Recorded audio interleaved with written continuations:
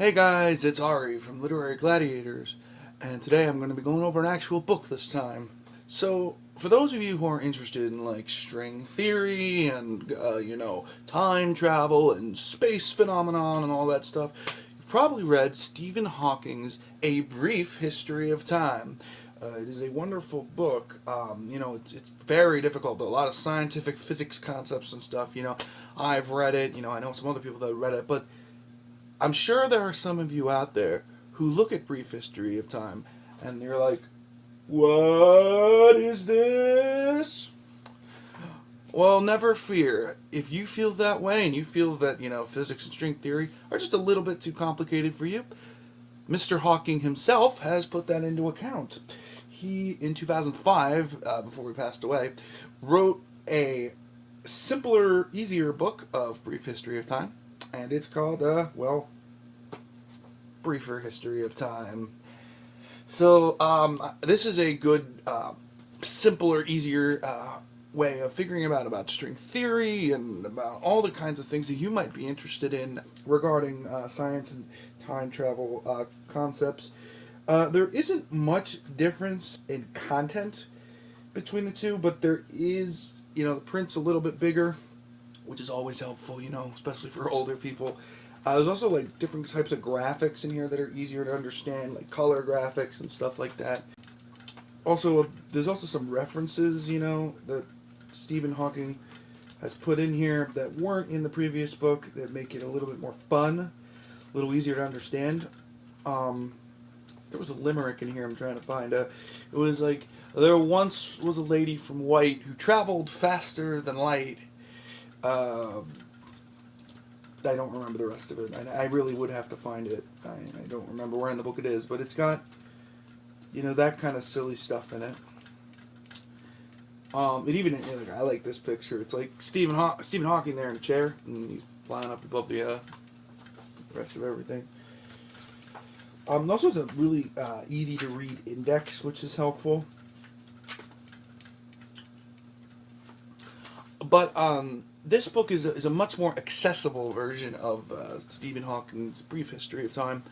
Although I actually have not seen this around as often as Brief History of Time. I'm sure you can find it, but it's difficult to pin down exactly where you can find it. I believe we got this copy at Borders, but of course Borders is no longer around. It's defunct. Rest in peace, Borders.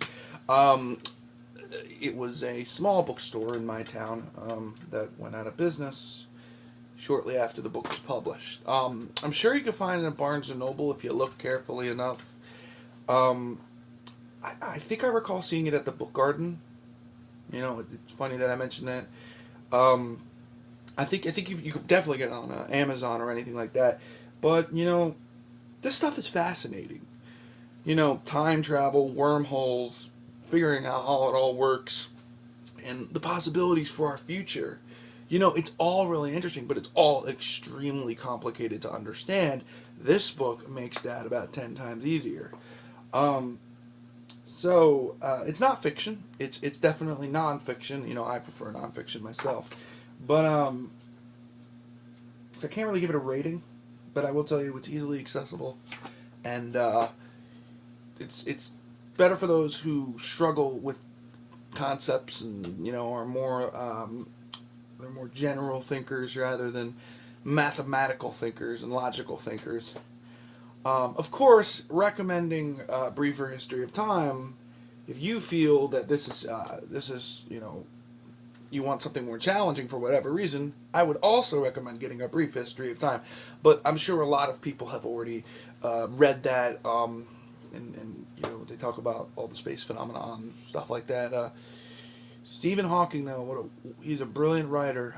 Despite all his all the issues he had, what was it, TE? I don't remember what it was called, but and his ability, all this wasn't really even. I wouldn't say it was written by hand. It was more. I think it's like with his eyes. I think that's how he does it, or maybe it's with the use of one hand. I can't quite remember, but Stephen Hawking was a wonderful man, and his legacy lives on in books like these. So anyway, I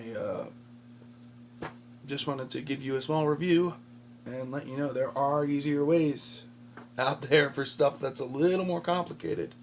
So, A Briefer History of Time by Stephen Hawking. I'm Ari, and I will see you guys next time. Later in the triathlon, I'm definitely going to be doing my favorite Goosebumps book. It's going to be coming up soon, too. Stay tuned for that. You don't want to miss it. I'll see you guys later.